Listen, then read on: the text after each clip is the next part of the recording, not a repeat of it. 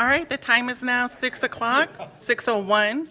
Roll call has been taken, and I'll go ahead and call tonight's regular Board of Trustees meeting to order. Next, we'll stand for the Pledge of Allegiance.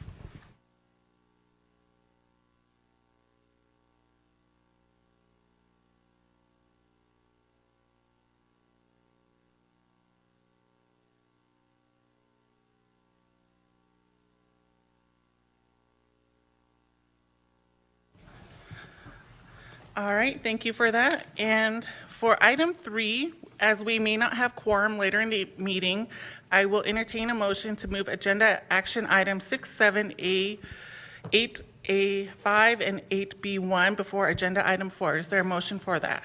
Moved by Trustee Afgaris, second by Trustee Wake. Any public comment on this agenda item?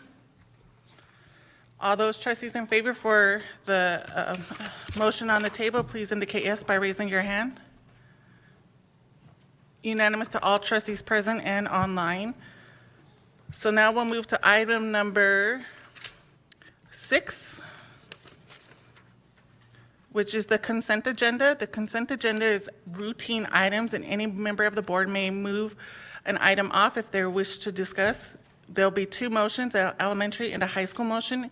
Is there an elementary motion to approve the consent agenda? Moved by Trustee Afgaris, second by Trustee Witt. All those in favor for approving the consent agenda for the elementary, please indicate yes by raising your hand. Unanimous to all elementary trustees present. Is there a high school motion to move to approve the consent agenda? Moved by Trustee Wake, second by Trustee Afgaris. There is no board discussion. Is there any public comment on this agenda item? All trustees in favor for approving the high school consent agenda, please indicate yes by raising your hand. Unanimous to all trustees present and online.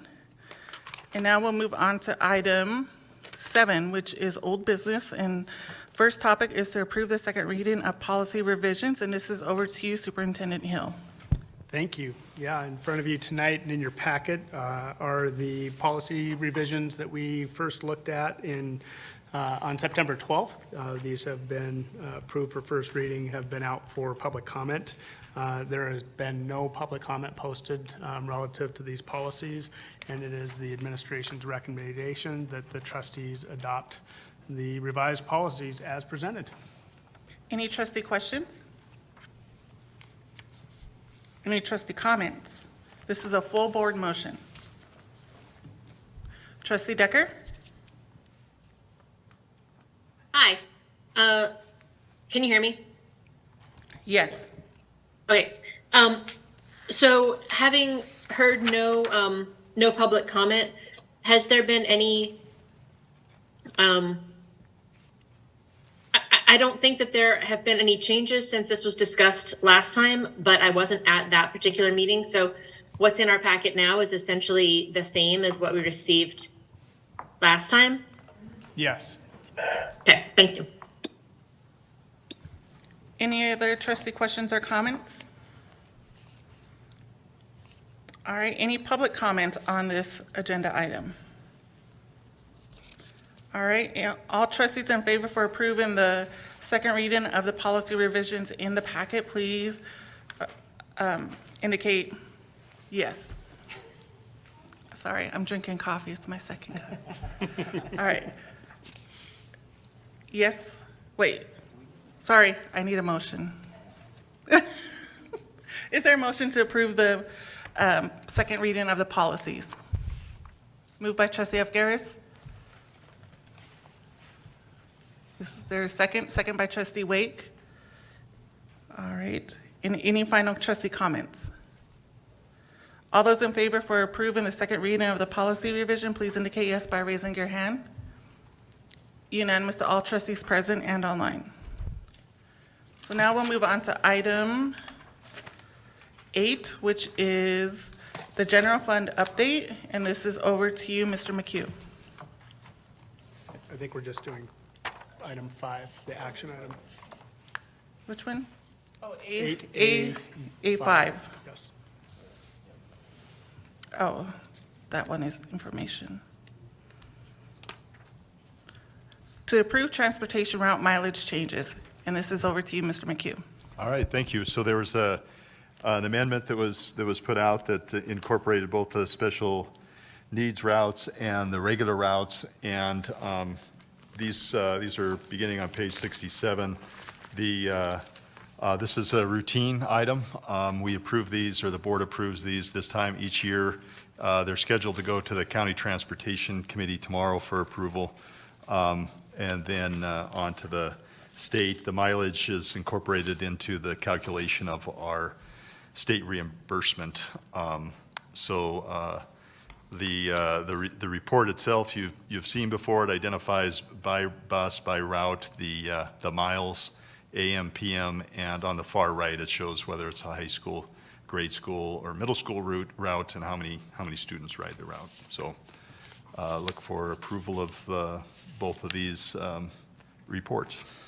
Any trustee questions? I have a question. Who serves on the Transportation Committee? Our transportation supervisor, Terry Phelan, attends those. I think he's been a member.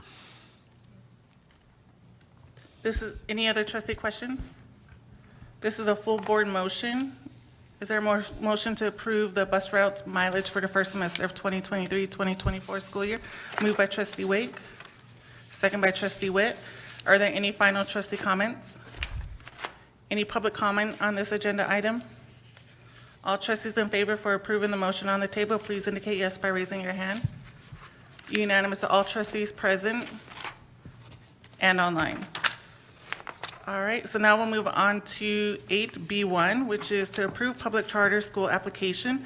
And this is over to you, Superintendent Hill and Giamona. Thank you. So it will be the Micah and Vinny show here for the next little bit. In your packets, you received 2 application packets, and each one of those is roughly 27 to 30 pages long. This is the application that we would submit to the Board of Public Education for charter schools under Missoula County Public Schools. So these are public charter schools, and I just want to take you through a quick slide deck that kind of recaps the conversation from last week, and then to look a little bit more in depth at the 2 charter schools that we're proposing.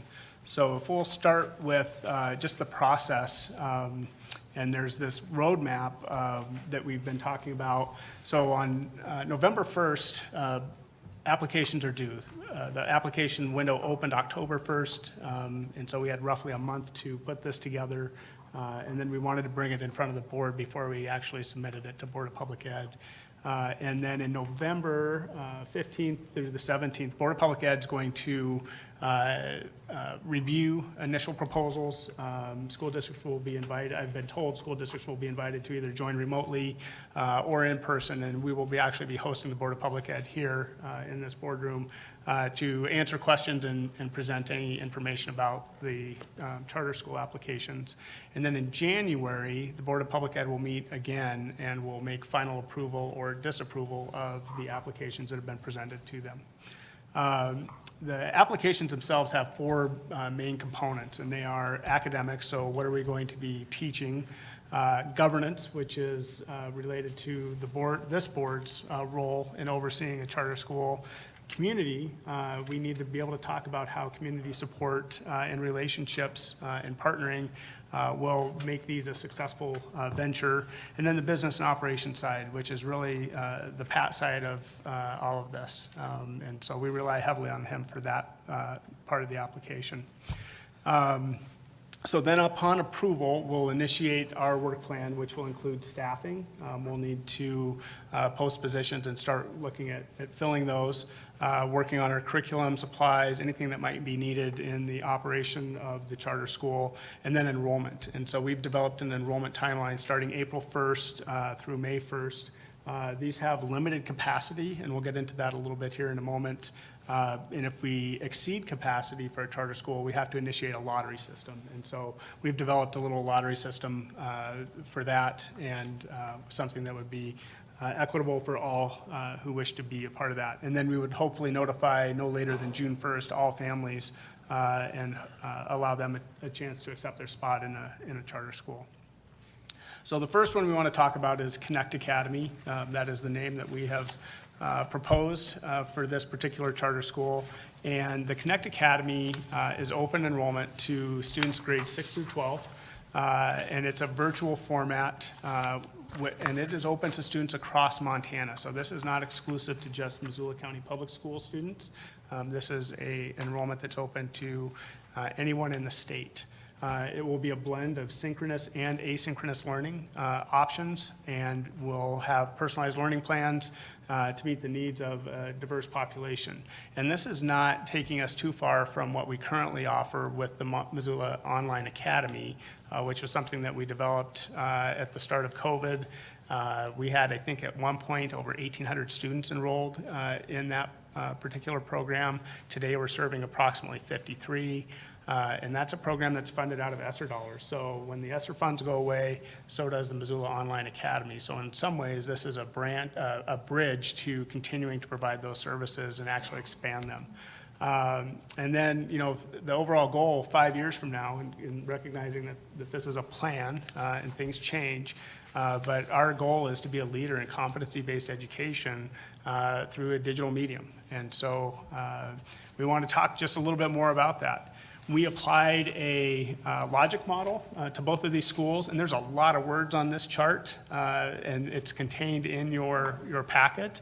But what I want to get to is the long-term outcome, and that is that the Connect Academy will be a leader in personalized learning for all Montana students that ensures career and college readiness and opportunities for all. So at the end of the day, we want to continue to do what we do well at Missoula County Public Schools, maybe even better, and do it in a model that allows us to serve students from diverse backgrounds and needs. We have developed a mission and vision, and I'm not going to spend a lot of time reading those to you. Those, again, are contained within the application packet. But I really want to talk about these flexible options that we can take a variety of students from a variety of backgrounds and with a variety of needs. And these can be part-time enrollments. These can be full-time enrollments. It's a way for us to, again, serve students. And we can offer challenging courses like advanced placement. We can offer remedial courses.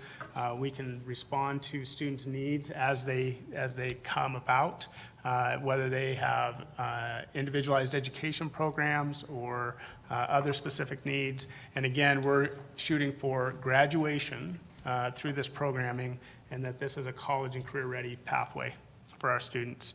We'll offer a core curriculum, math, English, science, social studies, college and career, tech ed, health, all of the same graduation type requirements would be available through this programming as we would have defined in one of our high schools. So again, from advanced placement to remedial courses, wherever we can meet students where they're at, that's what we want to do.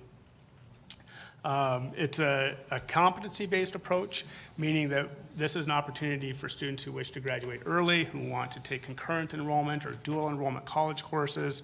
This provides us the greatest flexibility to do that without being constrained to a master schedule and singleton-type courses where maybe I want to take this course, but I can't because it's in conflict with another course. So we just see it as having, broadening those opportunities. And then just that flexibility that comes with that, so that students who maybe have other interests in other areas have an opportunity to learn at their own pace, to accelerate their learning, to be provided remediation when necessary. And so we're excited about, again, those opportunities. Getting into the business and operations side of this, and we're up a couple of slides here already, Tyler. Yep, keep going. Yep, there we go. Sorry, I'm talking fast. I hope you guys are okay. I mean, I could go on and read word for word if you'd like. Or Benny, go ahead. Just I'm teasing. Vinny's going to cover the Teach Academy. So on this, right now, what we're proposing is that there's a head of school, that we're going to need some oversight on this. And what this ultimately looks like, we're proposing 2 charter schools this evening, and this head of school could actually oversee both of those programming and maybe some additional programming. So we don't want it to seem like this is exclusive to this particular school. We see right now, for starters, having 6 certified staff, which would include special education and counselor. And then also classified staff, so administrative support in the form of secretary, someone who can help maintain records and enrollments. On the funding side of it, if we meet our target goals of at least 41 high school students and 21 middle school students, we would receive a basic entitlement in a separate budget unit away from the high school and elementary budgets. And those amounts are there, the $343,000 on the high school side and the $114,000 on the middle school side. And I talked about those enrollments, but we're hoping for the 41 and 21. And sixth grade is actually counted and calculated as an elementary A and B number, not a high school or middle school. So it's a little bit different. But we did want it to open up to our sixth grade, which pairs nicely with our current middle school model, sixth, seventh, eighth grade. And so we're hoping to get at least 10 sixth grade students there. On the A and B side, so I referenced that a little bit. You can see those dollar amounts. There's, on the high school side, if we hit 41 students, that's $312,000 of A and B funding. On the middle school, it'd be $160,000, and on the elementary, it'd be $59,000. Facilities is a component of the application process, and right now, we don't see that being an online charter school, we would need to have a brick and mortar building to house that, but we will need space for our staff to be able to be accommodated, and we can already accommodate that within existing facilities. So as we drew up the application and filled out the budgeting requirements for it, we talked about how these could be, assessed at an indirect cost rate, which we already have to calculate out for other programming and managing of grants and things like that. So it's kind of inside of all of that. Okay. Questions about Connect Academy? Yes. Trustee Keegan. Witt? How many others do you know of that are trying to do this, like, because you're doing this statewide? Do you know of any other district or other charter school application looking at being online statewide? Within the AAs, I think there are several others. And being open statewide doesn't mean that we are exclusive or that any other charter school that opened up as an online academy statewide would not be able to draw students from MCPS. So in the event that we did not approve this, or the Board of Public Ed did not approve this one and approve someone else's, we stand to be at risk to lose A and B and students from MCPS if they chose to go somewhere else. And I'm aware that under the charter school bill that's currently under legal review for constitutionality, a company named Pearson, who owns Power School, has been promoting a online charter school for all of Montana. So this is a $1 million company with vast resources who is seeking to lobby for their own brand of charter school. So Totally different vein on it. The staff on this, would that be still union staff like this? yeah, so any staff under the MCPS public charter school would still be, I can't say they would be union. They have the option or the right to join, but they would be covered under the collective bargaining agreement of the district. Any other trustee questions? So I have a question. So I see that you have 8 staff, or FTE, for this one, and it's going to increase, but the counselor number does not increase. Not right now, and so a lot of what this is predicated on is current staffing configurations. So in this situation, if this school were to become fully Implemented, funded? yeah, if we had the number of students that we wanted to join, we're talking about one counselor to approximately 70 students. And so if we expand, and that's the 5-year plan, is that we would continue to see expansion in this, whether it was academic or behavioral or social or whatever services we needed to provide, we would continue to work those into a budget to provide those services. Any other trustee questions? Seeing none, and so you can move on to the next. I do, if that's okay. Sorry, trustee Decker. That's okay. My question is, I sort of have two. The first being, students are going to be able to graduate from, the vision is for students to graduate from the Connect Academy, not like from Ascending School or something like that. It would be a diploma granting accredited high school program. And my question is, what would be the vision for students coming into that program? And would there be like a requirement for how many credits they would have had to already garner to enter at a certain grade level, or how would that all work? Yeah, that's a great question. So under the charter school bill, if you're offering high school programming, you have to be working towards graduation requirement. So you can't just say we're going to exist to only provide a limited scope of education. We have to be able to offer the full complement so that students graduate with at a minimum, and this would be, I think, up to the board ultimately to decide what is the credit requirement. For the state right now, the minimum is 20 credits. For MCPS, it's 24. So we have that flexibility currently to do that. There's also a different law that was passed in the last legislative session that allows for extenuating circumstances or exceptional circumstances where a school district can grant a diploma for less than the required credits based on extenuating circumstances.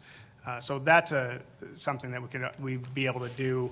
But I think, going back to the question or the vision, our vision would be that every student that comes to MCPS as a high school student graduates in 4 years or less. And I think our goal in all of this would be to help students realize that.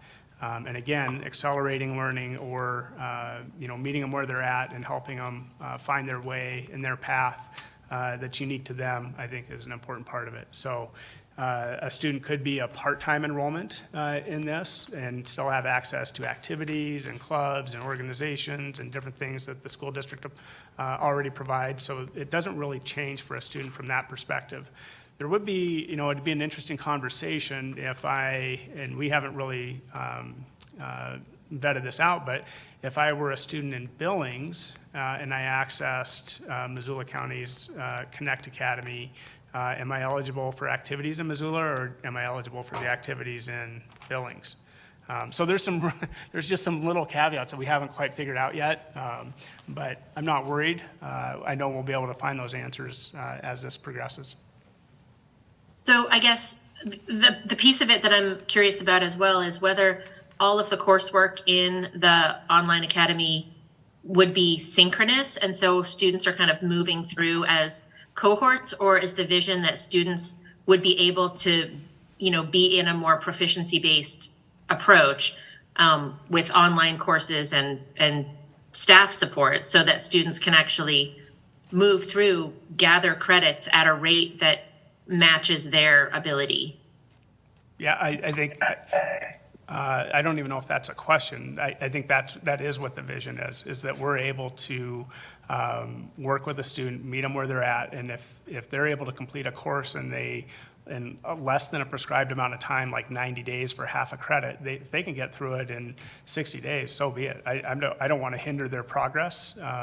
And so looking at that through that lens, but the vision was that we would offer both synchronous and asynchronous, and that the staffing in the core content areas of English, science, social studies, math, would be there for students who are struggling. So if I said, I want my son to be in the online academy, and he's in Algebra 2, and he's on an online course, not an asynchronous course, and he's struggling with Algebra 2, he has a person at MCPS that he can contact and work through problems.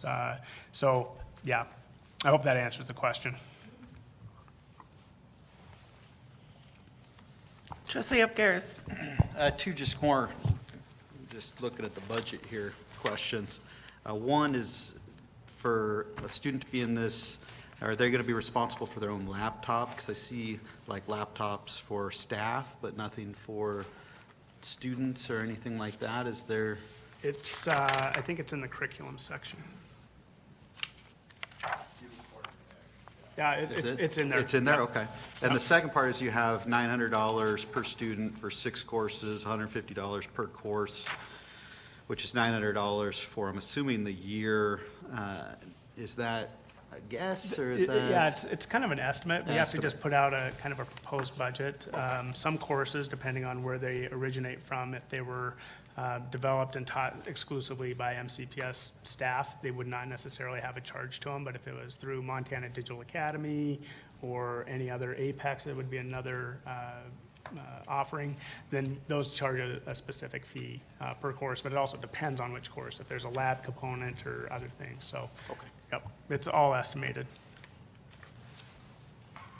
Trustee Witcher. I don't know, this might be completely off base, but what is the parent responsibility and supervision of our middle school online students? I mean, I feel confident that a high schooler can navigate the world 8 hours a day on their own, but is there any middle school component about supervision that we're requiring of caregivers?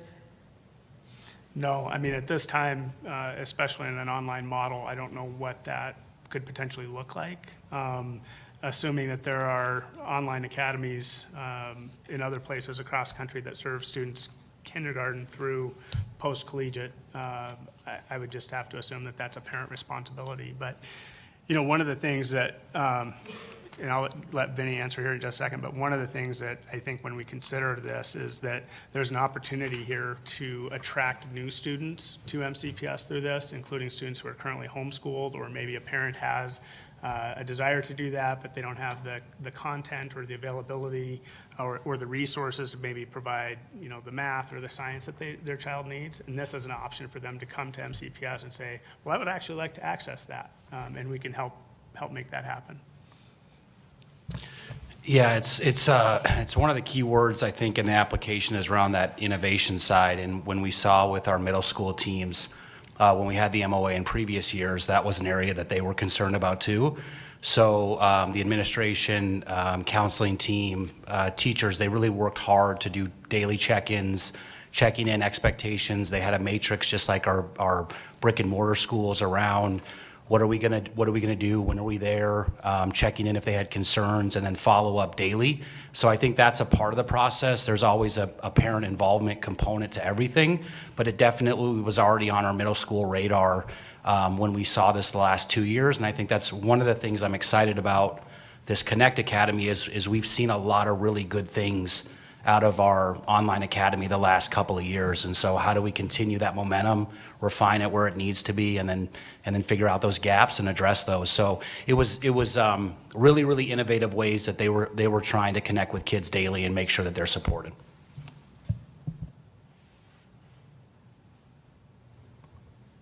Any other trustee questions? Seeing none, if we can move on to the next charter application? Yes, and at this point, I'm going to turn it over to Vinny to take the lead on this. I don't want to take all of the sunshine here. All right, Mikey, you've got access to the computer, so do you want to just go through the slides? So the next charter school that we're going to see as a group that we're discussing tonight is the Teach Academy. The Teach Academy is teaching experience in the arts and creative harmony. Really, the focus of this academy is about how do we expand arts integration in our district? How do we create some project-based and competency learning with our pre-second grade students? We'll have that be the focus initially, and then how can we expand that in the program? The really exciting thing about this academy, as you see, it's open to students in grades pre-2 and year 1, and then we're going to look to expand that through the years up to year 5. We hope to have it be a pre-5 academy. The interdisciplinary piece is huge to this program. It's really getting away from thinking about the current model of K-5 where we teach section to section and we teach content to content. It's really how do we braid all of our content in together through a focus around the arts and allowing kids to express in many different ways what they're learning and really to be able to show and tell what they're learning.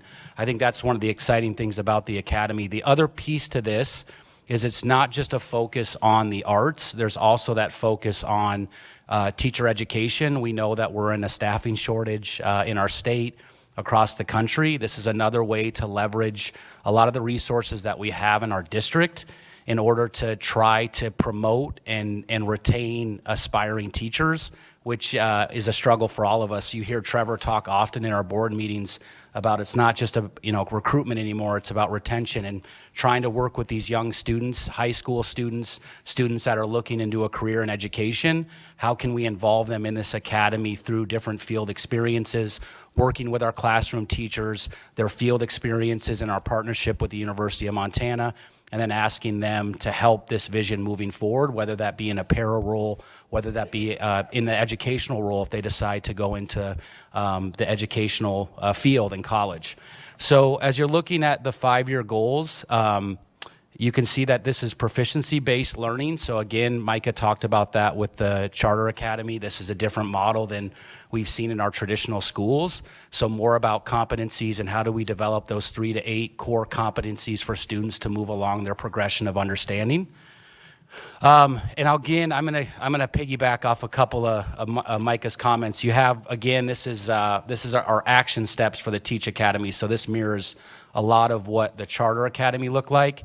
If you just focus on the long-term outcomes, that's again, Teaching Academy will be a leader in arts and education while simultaneously engaging increased, and my eyes are terrible right now, I'm sorry, increased number of professionals with the university and through that process with the University of Montana. So again, it's just like I talked about at the beginning, this partnership and pathway with 2 different pieces to this academy.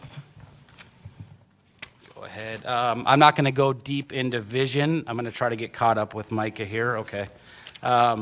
We're going to go to innovative elementary schools, if you want to go to that one, Micah. Again, this is our approach for this academy, talking about the arts integration approach, a focus on arts integrated strategies and assessment, knowledge building curriculum, interdisciplinary curriculum connecting ELA, social studies, science, and math, CTE pathways for high school, internship and coursework credits for rising educators. So again, that's what we're talking about with building those aspiring teachers, those ones that we want to hopefully enter the educational workforce. And then the pre-service incentive partnerships that you can see, that 5-year goal to work with the university partners to create paid internships and incentives for pre-service teachers. And we've seen that in some other models of CTE. Okay, so this gets to identifying the students that we would want to support in this program. So any student, just like we talked about with our Connect Academy, they're going to have an opportunity to apply for this charter. They're going to have an opportunity to go through the process like Micah talked about early on. If we go across capacity with enrollment, we would have to look at a lottery-based system. But any students in MCPS and in theory, any students from across the state could apply for this charter. Go ahead. Business and operations. I'm not going to bore you with. No offense, Pat. You do a much better job of making this lively than I do. You can see the process through staffing, basic entitlement, students A and B, and facilities, and we'll have time to answer questions if you have those here at the end. And well, go ahead. I'm going to jump in here a little bit. So the organizational structure, again, for these charter schools, and that kind of sums up the 2, and we'll come to some questions, but basically, Missoula County Public Schools Board of Trustees, this board will have oversight over these 2 schools. But with that comes an obligation to have a advisory board. So we will have to appoint an advisory board that maybe quarterly or semi-annually will provide feedback to the district on how these schools are operating and the way that we can move them forward. And then you have obviously the leadership team of the district who already functions and serves the district in a variety of ways, but they will continue to do that in this model as well. And so just wanted to talk about that real quick. All right, are you ready for questions now? Trustee Witcher? First of all, the work that y'all did in a month to compile this is absolutely astounding. It's so well thought out. It's innovative. It's really fantastic and amazing opportunities. I have more questions about the Teach Academy. I just want to reiterate, it's families will put applications in, but it's a lottery system, so it's not a grading applicant system. It's a lottery. If more applicants than we have spots for, and that'll be completely lottery. That's correct. What facility are we looking to house this in? That's a great question. We've talked internally as we look at options. Jefferson has been the area we've identified first. There's several reasons for that with current staffing, space in the building, central location. I think for us as a team that's made the most sense. Obviously, we have other property in the district, but Jefferson has been the focus for now. So I'm really looking forward to the district's approach to how we are going to provide this equitably for all families. I reckon my concern is for both charter schools is that they will naturally invite families who have more resources to apply and have their children, or have a parent at home who can be with them during an online academy, I mean, I work in the world where getting parents just to register for after-school programs is difficult if it involves anything. So I'm going to be really looking to the cabinet and the board to figure out how we can make this a truly equitable process for our families, because this is pretty cool. Yeah, I would echo everything you said there. It's not in the budget, but Tyler Christensen, our communication specialist, has agreed to work 24/7 over the next 6 months to promote all of these new academies. So that's one answer. The other one, I think, to your point, Trustee Witcher, is how can we think about that word innovation? What are we going to do to connect to all families? How does that look in neighborhoods? How does that look around our local businesses? We've had some really good conversations the last year with our community engagement panels that we've brought in during the school year. Do we look back at those and see how can we get the word out? How do we make sure that this is getting to all families? I echo all of your concerns. I agree. We talk about, I think arts integration is a bit of an equity leveler because it connects to all kids, and all kids can find something out of that. And so that's why I'm hoping a lot of our families will see the excitement in that, and it'll encourage them to apply. I would add to that a public charter school cannot charge a fee for a student to have access. So when we think about, the socioeconomic barriers that sometimes exist, right? If someone needs a laptop, we're going to provide a laptop. If someone needs access, transportation, those kind of things, we're going to work to try and make all of those things happen for all of our students. Trustee Decker? Thanks. I would say also that it's astounding how much you've all pulled together in a really short amount of time.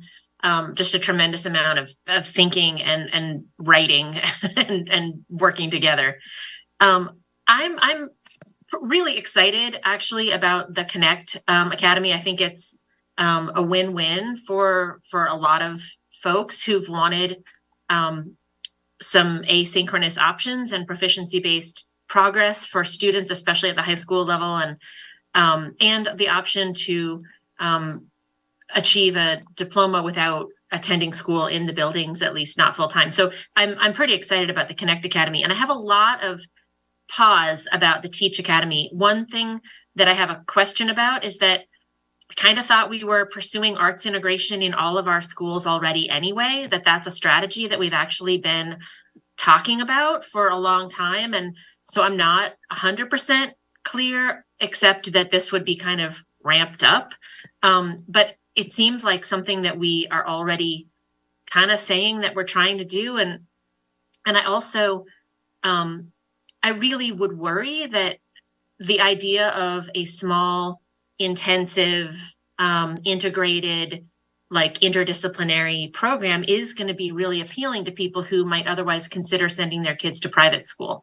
And that would be the audience who would be most excited about this particular option, especially because even if we figure out the problem of transporting kids by bus for the school day, school activities that happen after school happens, friendships with kids from across the community, parents who are going to be able to transport their own kids without, the way that you would for a private school, is definitely who a program like this would appeal to more. And also, people that don't already have kids older than second grade who are already in a school and won't have the option to start in this school with their siblings. So it's a really more limited audience that we'd be looking at. I would be much more excited about this program if we were targeting some sort of particular population, honestly.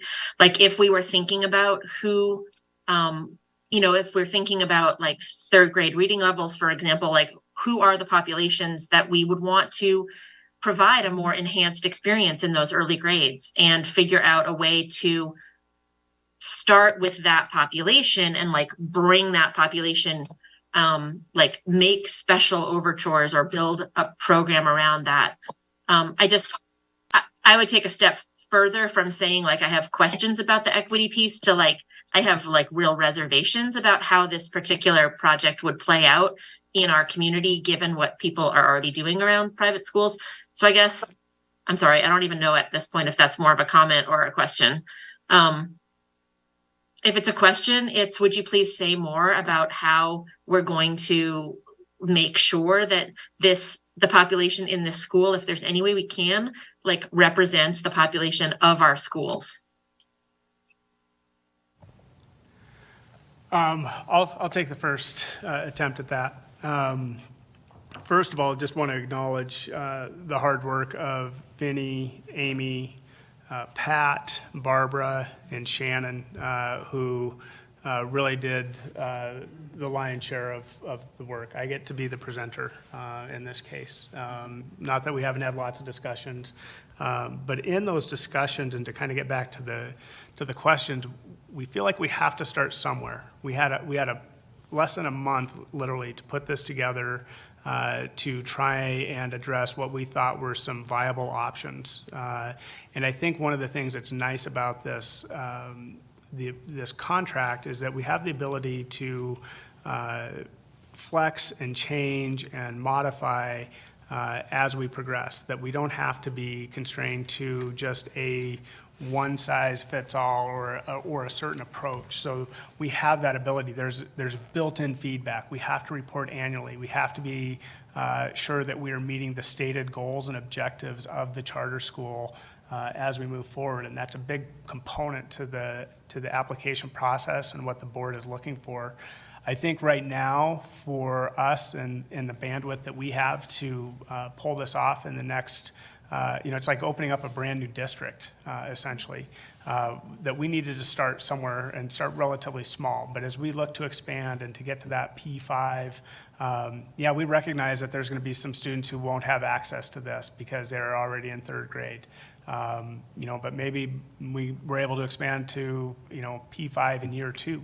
I think if we see enrollments that we have the ability to expand earlier and accept more students rather than turning it into just strictly lottery, I think that's an option for us to consider as well. So I understand what you're saying and the commentary on that. I just don't know if we can identify who that specific core group would be initially to make this successful.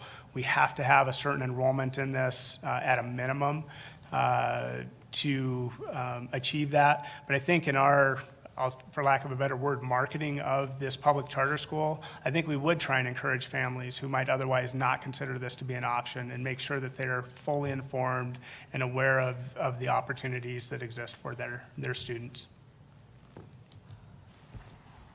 I don't know if Vinny or Trevor had anything to add. Any other trustee questions or comments? Trustee Wake? Under the Teaching Academy, under utilizing innovations, it says that there's no money going to be spent for the first year or A and B for staff and for students, and it won't kick in until the second year. Who's going to foot that bill for those students? The district will.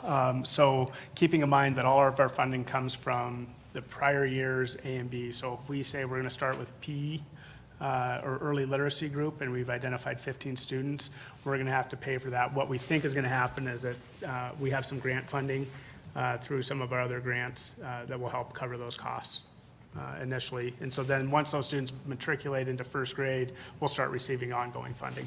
Follow-up? So that would allow us to be able to take more students in because we do have those funds available and we don't have to worry about going out and finding funding someplace else. And we can't accept them into this particular academy. Correct. Okay. Any other trustee questions or comments? Seeing none, this is a full board motion. Full board motion is our motion to approve the recommendation for both charter school applications. Moved by trustee Wake, second by trustee F. Garris. Any public comments on this agenda item?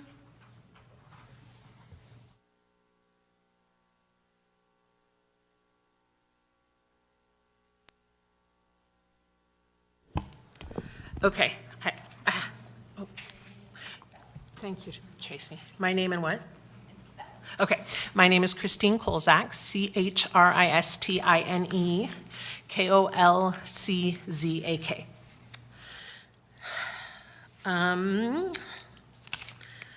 Pat, there's a financial error on page 99 of the board packet. Vinny?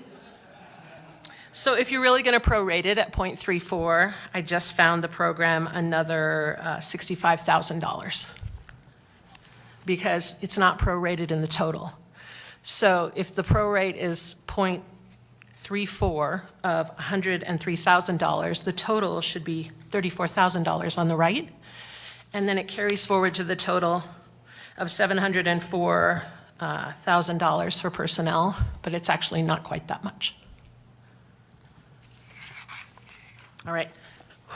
Sorry. I'd like to address the affluent piece as far as an online program for high school students. We currently have 2 students who are parents, who are adolescent parents, and a number of our program is free and reduced, and a great number of our students are fit. So I don't particularly see that as a concern for the Connect Academy.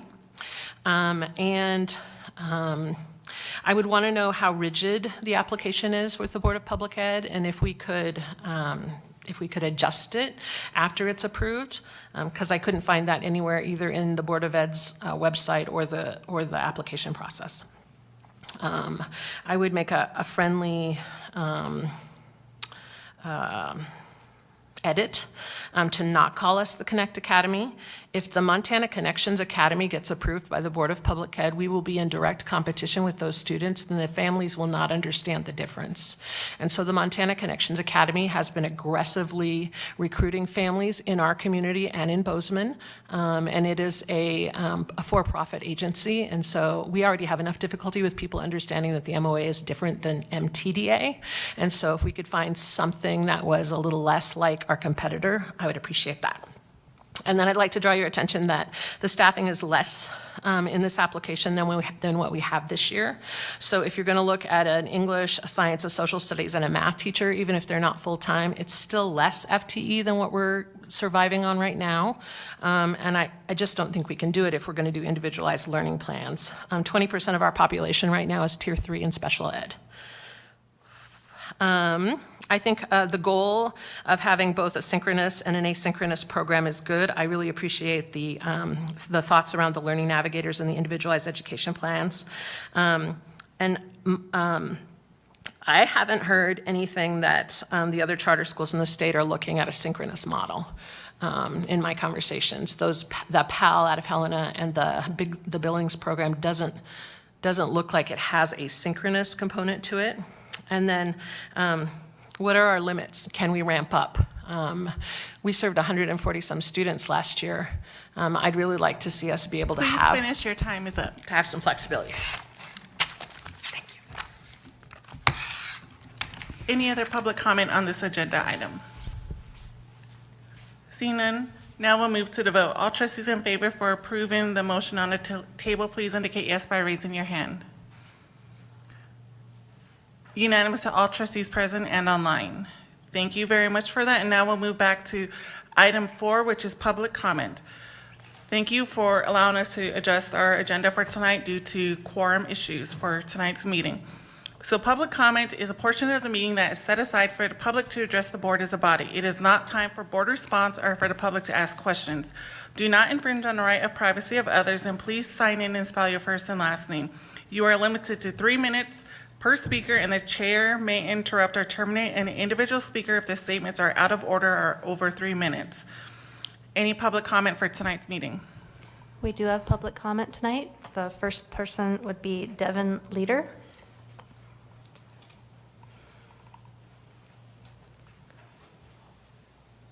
Please sign in, say your name, and then spell it.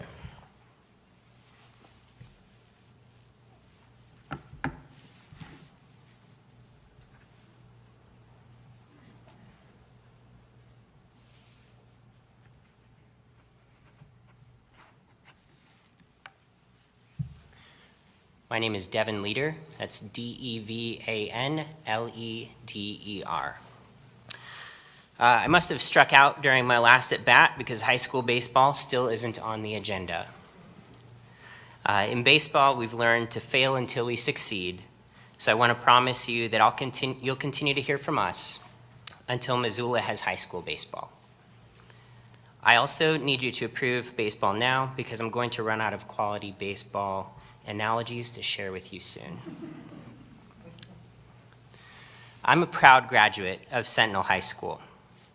During my time there, I had the opportunity to participate in a sport that I was passionate about. Many of the lessons I learned there have stuck with me and have helped me succeed and continue as a positive member of the Missoula community. I want that for my son too. These boys who are coming before you deserve the same opportunity to play the sport that they are passionate about. I understand that finances are one of the primary objections to starting baseball through MCPS. We are here to tell you that we can help with this. The baseball community is passionate and excited to lead in this charge. Adding baseball programs now means that you have an opportunity to do something historic. But at this moment, it's passing us by. There are many smaller neighboring communities that have successfully launched baseball programs. If places like Hamilton, Stevensville, Florence, and Frenchtown can make it happen, it's undeniable that with the additional resources available in Missoula, not only can we accomplish this together, but by adding 3 teams in the area, we provide mutual benefit and affordability to our neighboring cities as well. So again, I want to ask you, please put baseball on the agenda and support it with us. Thank you.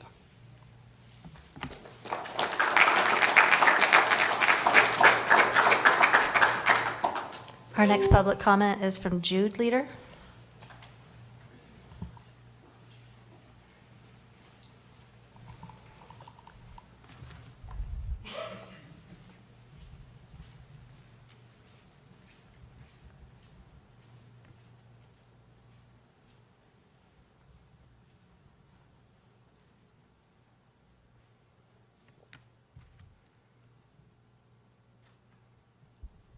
My name is Jude Leader, Judeleder, and I'm here in support of high school baseball again.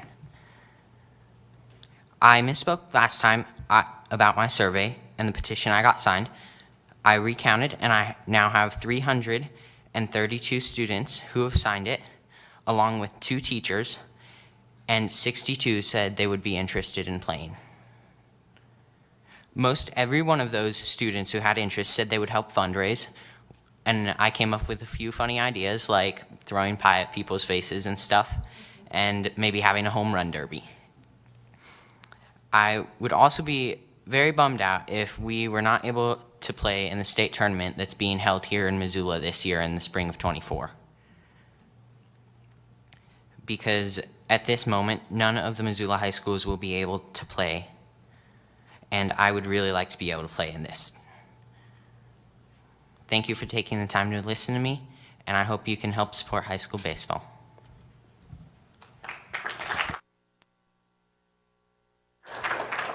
Next is Missy Mikulka.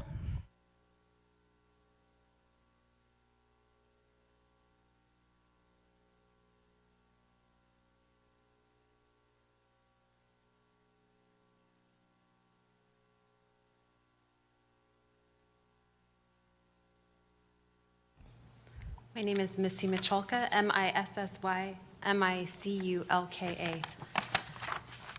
And here we are again. At the risk of repeating ourselves, we are here again tonight to show and voice continued support as a community for high school baseball. The Parents for Missoula High School Baseball Group is represented here in the audience behind me. You will also be hearing from a few students who will represent many of their peers who could not be here tonight due to other sports and activities, and it's really great we have different kids here tonight to speak as well. We understand that budget is always an issue every year for every school. That's why our parent group is ready to spring into action and fundraise to cover the entire first year of costs for baseball, and then continue fundraising to alleviate continuous costs. We respectfully ask again that high school baseball be put on the agenda as a voting or discussion item at the next board meeting. Our group is happy to help share information with any board members or administration. We have been compiling data which is detailed in the launch plan, which we gave to Superintendent Hill. We did this to relieve pressure from the ADs and to provide a snapshot of how this is an achievable goal. We, the parents, are willing to work side by side with the district and ADs. We know this might seem unconventional to have parents work alongside the ADs, but we have a finger on the pulse of all things baseball, and we are committed to helping and making this possible without draining too many resources and energy from MCPS's already stretched budgets and busy ADs. We respectfully ask for you to consider leaning on us through this process and communicating with us so that we can help. We know that there are many things to consider while budgeting for schools, and we ask that you consider helping us to find the money by approving high school baseball. Because once it's approved, we can then apply for grants and fundraise. And hopefully, because of equity laws, our fundraising efforts will even help other activities in the long run. Thank you.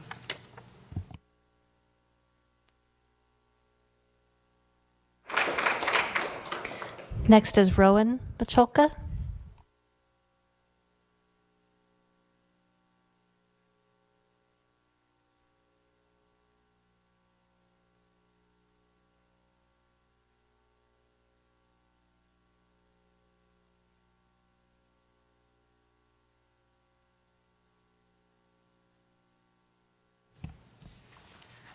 Hello, my name is Rowan Macholka, ROWANMICULKA. I'm a sophomore at Big Sky High School, and I've been playing baseball since I can remember. For me, high school baseball would mean a lot because it would mean I'd get to play more baseball, and it would give other kids a great opportunity to play this amazing sport. Also, high school baseball is a great way for kids who'd like to take it one step further with the sport and maybe play college by interacting with other coaches. I'm asking the school board to approve high school baseball as quickly as possible because I'd sure love to play with my friends in the 2024 state tournament right here in my hometown, representing Big Sky High School. Thank you for your time.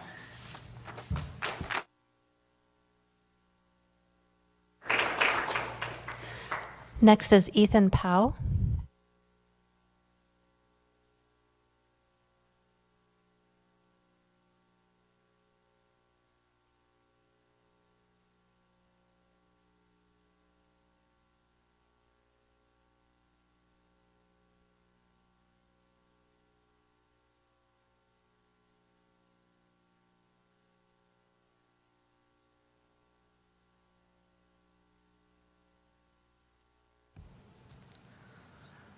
Hi, my name is Ethan Paul. I'm a freshman at Big Sky, and I've been playing baseball for... Could you please spell your name for us? Oh. ETHANPAUGH. I've been playing baseball since I was 5 and playing baseball with my friends. It's been very rewarding and fun. I would love to have the opportunity to play high school baseball and put on a jersey of my team, Big Sky, and represent my high school. I hope that you consider putting baseball on the agenda for the next board meeting. I'm looking forward to vote yes.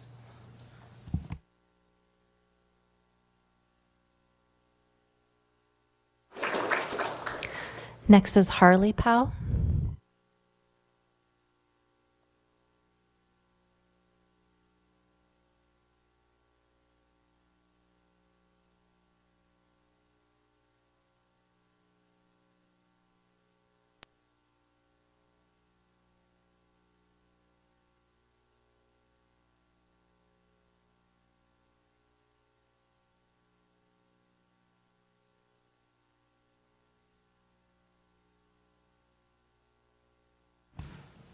Okay, Harley Paugh, Harley Paughh.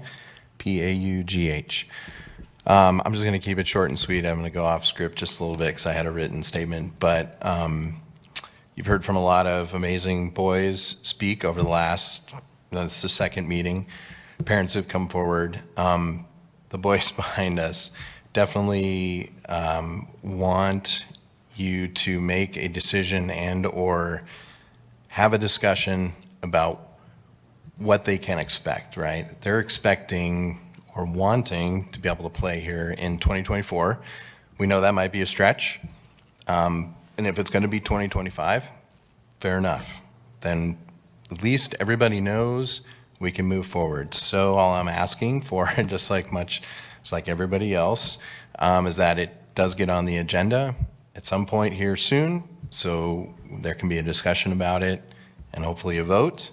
Hopefully vote yes, but if that doesn't happen, fair enough. At least it's understood on which way we can move and how we can get to where we need to at the end of the day. So thank you very much.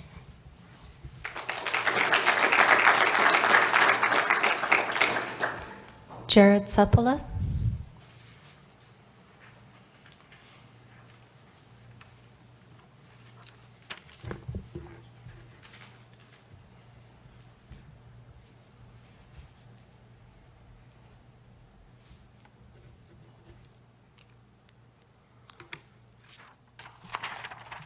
Good evening. My name is Jared Sepola, Jaredsupola. I'm here tonight in support of adding baseball to the list of available athletic programs in the high schools of Missoula County Public Schools beginning in the spring of this current school year. I respectfully request the board add the approval of high school baseball to the agenda of the next board meeting for discussion or action. I'm a father of two boys who love baseball and would like nothing more than the opportunity to continue to play baseball for as long as they can. Like many parents, I've spent a large amount of time over the last 10 years watching and coaching Little League and travel baseball games. While doing so, I've seen many of Missoula's youth fall in love with the game of baseball. This love of the game has helped these boys develop skills that can be used not only in baseball, but in all aspects of their life. Baseball teaches us how to be calm under pressure, be brave in moments that seem scary, and perhaps most importantly, how to learn from mistakes while not allowing failure to keep us from trying again. If youth baseball continues to operate in Missoula as it currently does, many of the boys that played in all of those Little League and travel baseball games over the years will unfortunately not have the opportunity to continue to play this game that they love. Yeah, there's Legion Baseball, and there's a high school travel club. However, many families in Missoula are not able to spend the large amounts of time and money both of these programs require. In addition to the time and money barriers associated with these programs, there is also an issue of available roster space. Currently, between the two high school age baseball programs in town, there's only enough roster space to serve about 60 Missoula County baseball players between the ages of 14 and 19 years old. This is only a fraction of the amount of players who would love to be able to continue to play baseball during their high school years. The Missoula baseball community is ready to help make baseball happen in town. There is an abundance of baseball passion, knowledge, and resources available in this community. The opportunity to bring baseball to the high schools of Missoula is one that thousands of people who have already finished their playing days dreamed of during their youth. Many of the current middle and high school age players have been following the progress of high school baseball in Montana from day one, and they're eagerly waiting for you to move forward with high school baseball in Missoula. This is your opportunity to do so. Time is of the essence, and your action on this item is important not only for the current baseball players in Missoula, but also for all of those that have already finished their playing days, as well as the little ones that have yet to pick up a bat. Please, be brave. Trust your community, and please support high school baseball in our MCPS schools. Thanks for your time.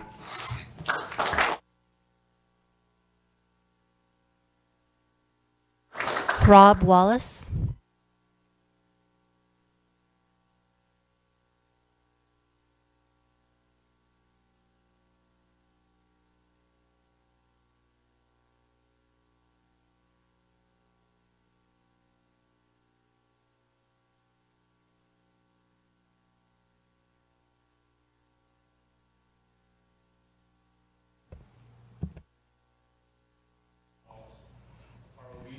Can you turn your mic on, please?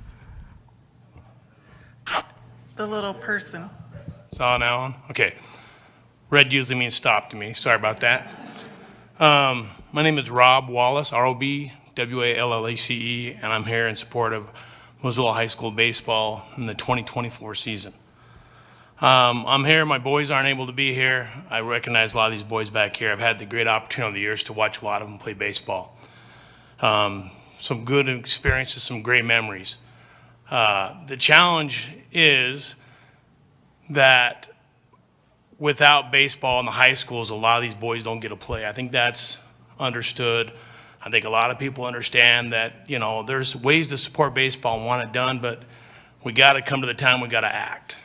When MHSA passed baseball, there are 22 communities and teams in the state that acted, and there are various other ones that have not. These boys deserve to know when and if they will be able to play high school baseball. It needs to be on the agenda. It needs to be able to be so they understand, so they don't keep hearing that it's coming, it's coming, it's coming. Because the sad thing is, for a lot of these seniors this year, they miss playing baseball as juniors and baseball as seniors that their peers and fellow communities got to play. And how many more kids are going to miss that opportunity if the board fails to act and put it on the agenda for a vote? It's very challenging when your kids play with kids in the neighboring communities that haven't been able to play high school baseball and not be afforded the same opportunity here in Missoula for various reasons. Understand budgets are tight. They're tight for football, they're tight for basketball. That's why all the other fundraising goes on in the schools to make up for the means of that. Most parents that play baseball understand there's a cost involved. Most kids bring their own equipment, and most parents are used to and understand that. I ask that you put high school baseball for the 24 season on the agenda. If not, when on the agenda so the boys understand and it's fair to them to understand when they will be able to play high school baseball as their peers do. Thank you.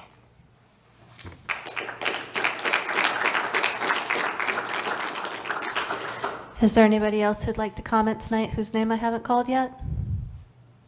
Go ahead and approach the microphone.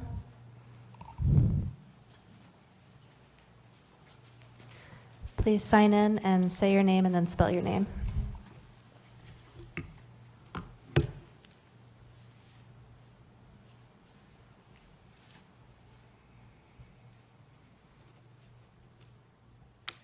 Is the microphone on? My name is Joe Fulford, Joe-E-F-U-L-F-O-R-D. I have a prepared statement from my son who could not be in attendance. He's preparing to play a football game this weekend. He attends high school at Big Sky High School. He sent me a message, and if you knew Mason, my son's name is Mason, he's intimidated by crowds, so just even sending a message was a huge moment for him. He said, high school baseball would mean a lot to tons of us kids in Montana. Without baseball in high school, it takes away the opportunity for some kids who might not ever have the opportunity to play baseball again. Putting baseball into high schools in Montana would give kids an easy opportunity to continue to play the sport that we love. Although it would conflict with some spring sports, it may give the opportunity to play even if some kids take a different route other than baseball. Without baseball in Montana, it separates Montana high schools from every other state because of the lack of baseball. High school baseball also brings better recruiting for players because college coaches can associate with some of these high school activities. It may give some players the opportunity to play baseball in college. At the end of the day, it is all about us, the kids. The kids are the ones playing baseball, not the parents, coaches, or the board members. The kids are the ones that want to play baseball in high school. So why are you taking that away from them? And I thought that was an extremely valuable sentiment from a kid who is already a three-sport athlete. He's a 4.0 student. He took after the example of his sister who was a great athlete herself and is attending BYU with a full ride academic scholarship. as their parents, we try to use sports as a way to motivate them toward their education. We truly believe in the student athlete first. And I do know that the people behind me would tend to agree. I also know that the people behind me, I'm not going to speak for them, but also that they know other people that wanted to be here that could not. So there is a great and extreme force to get baseball into high school, and I believe that we need to take action now. And on a side note, Mason would like to invite you to watch him play in the spring of 2024 high school baseball. All of you can attend. Thank you.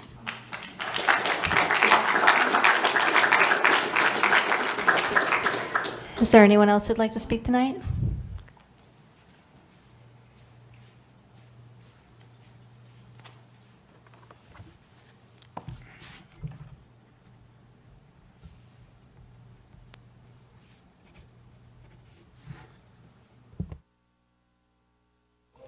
Yeah.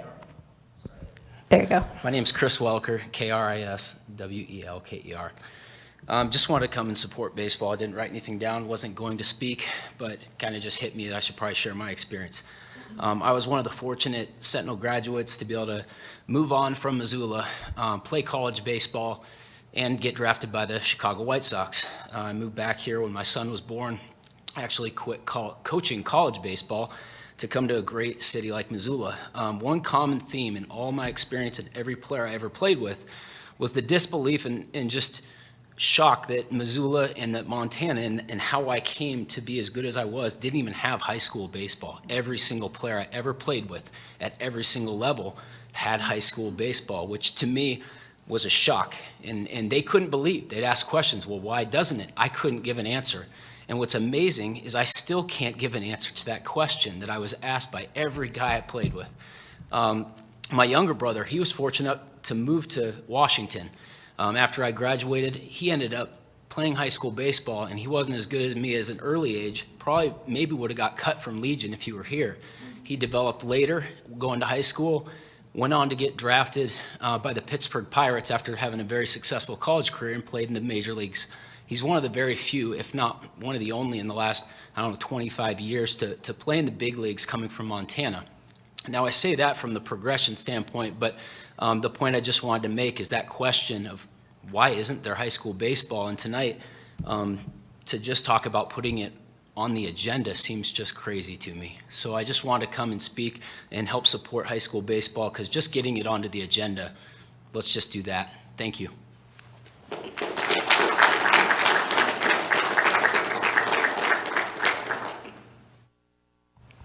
Anyone else? No further public comment. All right, thank you for that. We'll move on to item 5, which are announcements from the superintendent. So I'll turn it back over to you, Superintendent Hill. I have no new announcements this week, since I gave all my announcements a week ago. All right, so now we'll move on to 8A, which is information only. And the first topic is a general fund update, and this is over to you, Mr. McHugh. All right, thank you, as the crowd leaves. So this is. Don't take it personally. I've been here before. Yeah, I gotta go. Yeah, thanks for staying, Keegan. So page 58 is an updated expenditure for last fiscal year through June 2023, and there's two spreadsheets that we attach. We share this with the board on a quarterly basis, and this is the year-end expenditure report.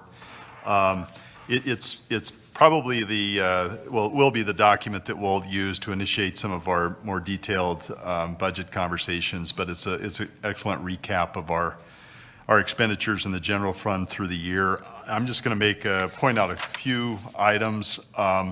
First, if you look halfway down the sheet, you'll see total salaries and benefits under the expenditure columns for elementary and for the secondary for the high school.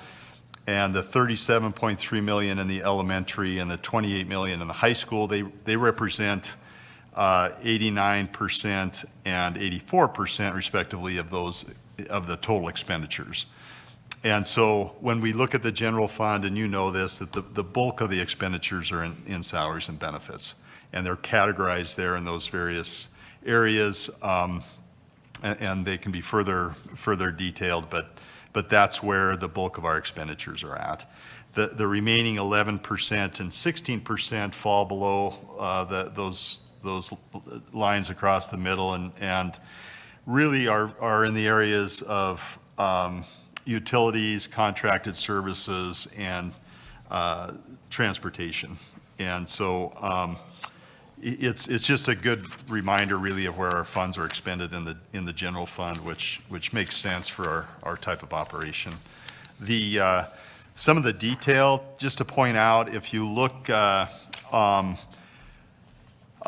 really next to the columns, you'll see some 3-digit numbers, and it's probably the easiest way to point things out. So if you go down to 120, this is our substitute salaries, and our expenditures are right at budget. And the reason I point it out is that when we started talking about permanent subs and adding permanent subs into our budget, we talked about the fact that our substitute expenditures were less. And in 2021, our elementary expenditures were $269,000, and the high school is $242,000.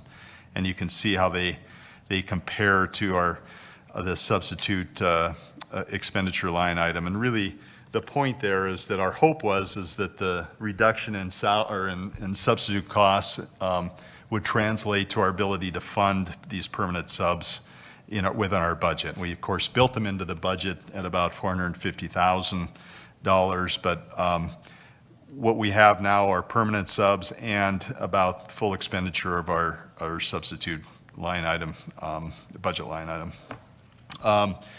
If you go down to Object Code 130, just pointing out the overtime salaries in the elementary in particular, we're expending a lot more than we typically do in overtime costs, and it's really a factor of not having positions filled in certain areas, and custodial and grounds is really an area of focus where we're spending quite a bit in overtime because we're not filling positions. So I just wanted to point that out.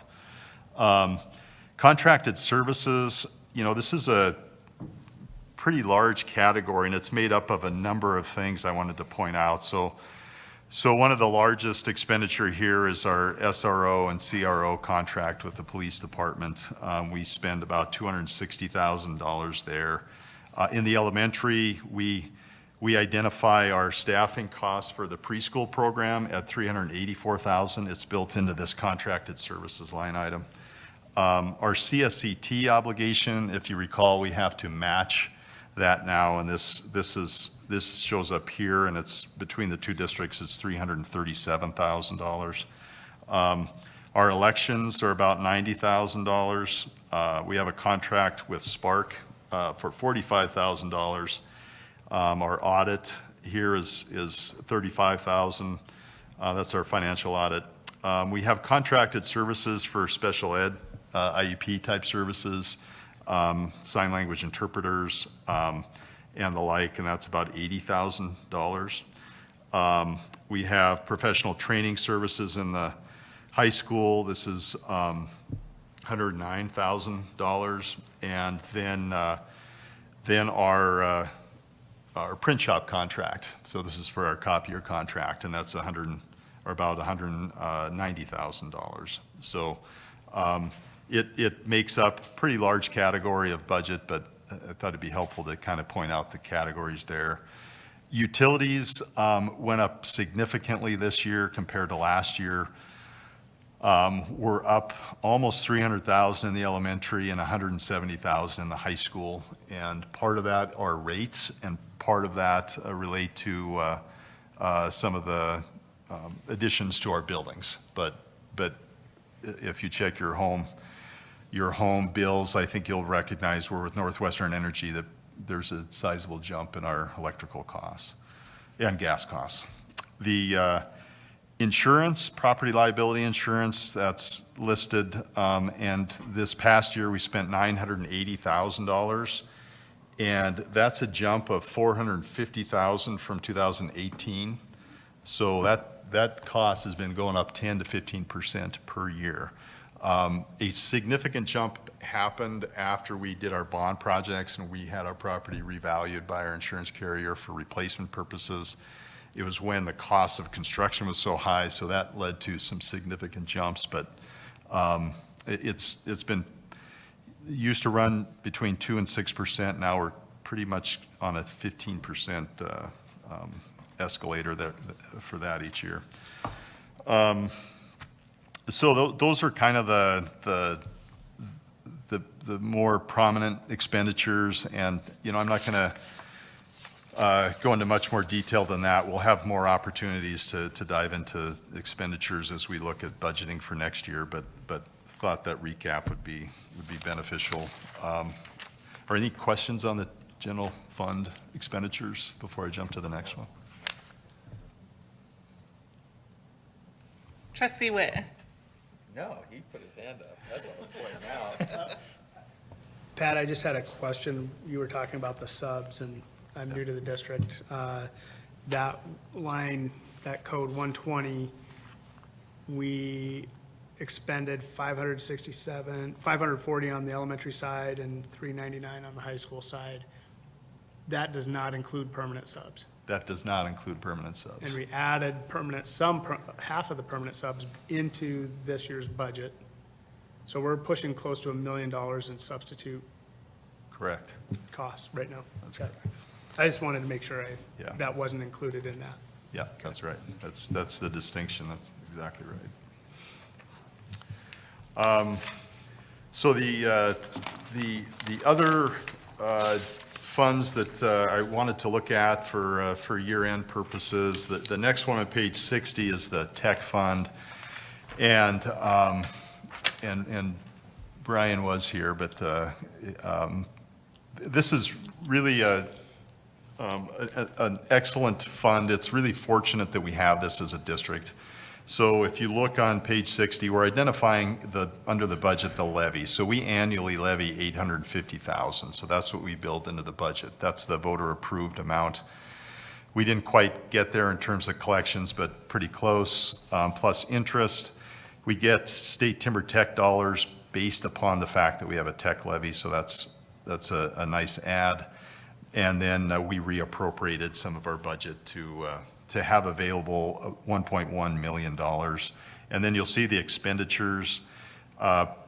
Primarily, they're in that 669 object code, minor equipment. So that's replacement of computer and peripheral device replacements. And if we didn't spend all the budget, that's not an issue. It just means the replacement cycle pushes those funds to the next year, and the expenditures will happen in the next year. So what's great about the tech fund is everything rolls over from one year to the next. It continues and gets rebudgeted in the subsequent years, so we'll spend it in support of technology and under those various expense categories.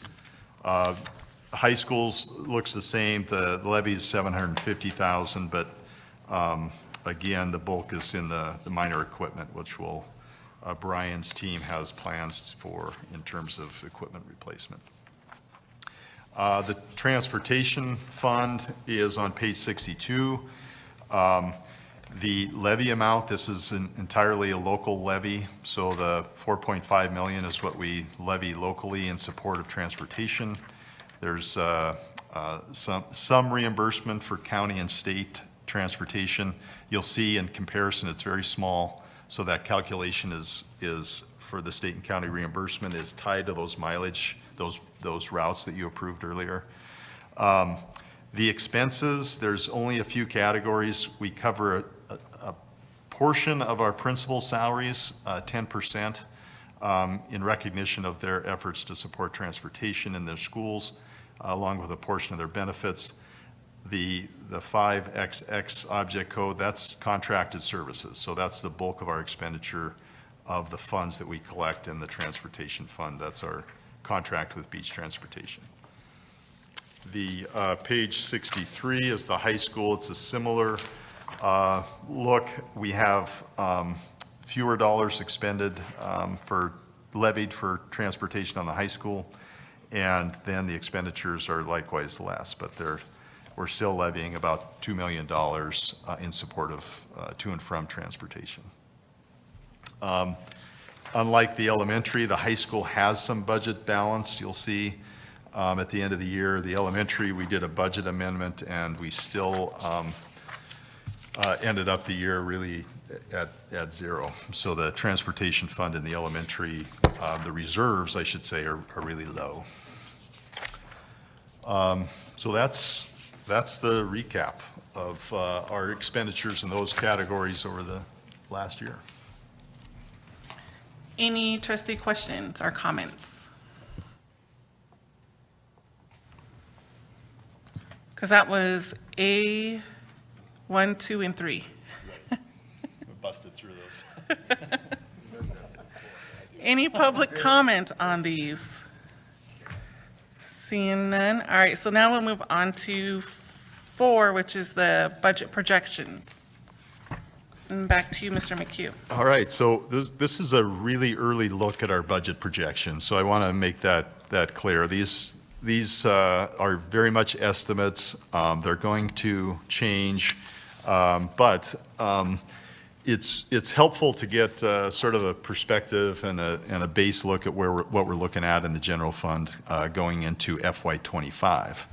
And as we start to do some budget work and some planning, and really the top part is what I want to focus on. So we ran our October enrollment count, and based upon that count, we estimated the spring enrollment count, and then we incorporated the 3% inflationary increase from the state. And the 3% is the max allowed by state law, but it provided for a decent increase in our budgets, and the elementary is a good example. There's still an $800,000 increase with a $166,000 levy. That's again an estimate, despite the fact that our enrollment, our October enrollment went down 53 students in K-6 and then 61 in 7th and 8th grade. So as compared to last October, our enrollment is less in the elementary and the middle school. Despite that, despite the fact that we probably aren't going to be able to do 3-year A and B averaging this year, we still have an increase really tied to that 3% inflationary increase in the funding components. The high school, we had 65 student increase, so that's why that bump in budget is bigger at 1.4 million and a levy of 303,000. The rest of the spreadsheet really uses some older data in terms of salary and benefit increases, but more put there as placeholders just to kind of get an idea what we're looking at. I also incorporated the need to build into our budget for FY25 those positions that are currently ESSER funded. In the elementary, it's 355,000, and in the high school, it's 1.1 million. So really, those two numbers, way better in the elementary than we anticipated, a little worse in the high school, but not bad. So we're at this point now where we gotta build those obligations into our general fund budget. We don't have ESSER to fall back on, and so we're working with these deficits of the 760 and the 395. Again, really early looks, but just worth taking a look at in light of the fact that we've got deficits, we don't have ESSER, so there's a lot of work to be done between now and when we go to our voters in May, or talk about going to our voters in May. So that's all in the projections. And then the next item is a calendar, and we like to share this document with the board. It's primarily an election calendar, but it also includes some budget information or dates, and really a little bit more than usual. So what I wanted to include and did include was the plan to have start our monthly budget levy and committee meetings November 17th. And so I'll be reaching out to the trustees on that committee to see if that time works as an initial start off or kickoff date for that committee. I identified a few budget items that we had looked at, but really didn't want to provide too much and let the committee sort of develop the budget as we go along. But we'll for sure look at historical expenditure data. We'll look at some expenditure detail. And so we'll dive a little bit deeper into that. And I think really you can anticipate that each month we'll have some general fund updates and information to share with the full board as reflected in that the meeting information for November 14th. Otherwise, you know, the election calendar and the dates are up top, and we'll just keep providing as much information as we can to the board as we work through the budget cycle. So happy to answer any questions. Any trustee questions or comments? I have a question. What trustees are on the budget committee? So Cone, Keegan, Meg, and Ann, if they still want to be on. And I've already lined up Keegan. And Ann's already on. Any other trustee questions or comments? Seeing none, any public comment on this agenda item? They're all gone. All right. So the time is now 7:32, and I'm gonna go ahead and adjourn the meeting. Thank you, everyone. Thanks.